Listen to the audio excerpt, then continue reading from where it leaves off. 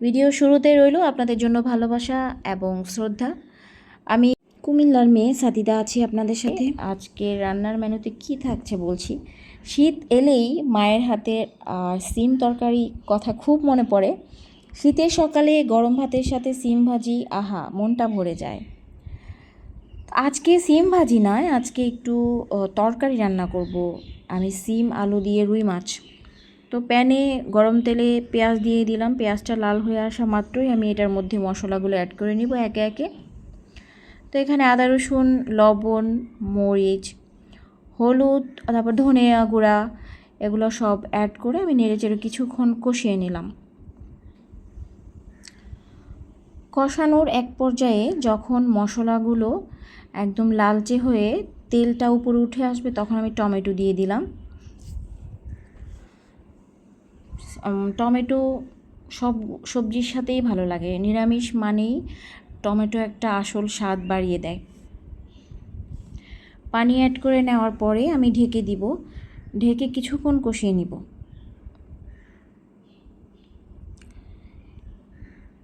তারপরে আমি ঢাকনা উঠিয়ে আমি একটু কেটে রাখা সবজিগুলো অ্যাড করে দিব।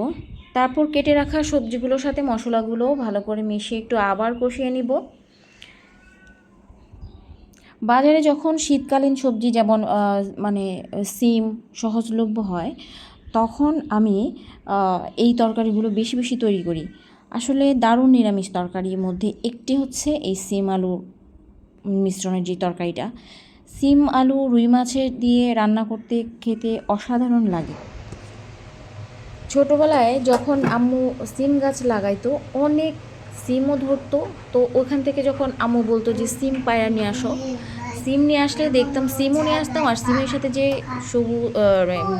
মানে বেগুনি কালার ফুল হইতো, ছোট ছোট হালকা গোলাপি কালার ফুল হইতো, আমি না ওই ফুলগুলোও ছিঁড়ে নিয়ে আসতাম। আমার কাছে সিমের ফুলও অনেক ভালো লাগতো। আর সিমগুলো নিয়ে আসার পর আম্মু তো রান্না করতো তাজা তাজা, সেই স্বাদ। মাছগুলো অ্যাড করে আমি আবার ঢেকে দিলাম, কারণ আমি তরকারিতে অতিরিক্ত পানিটা খুব কম ইউজ করি।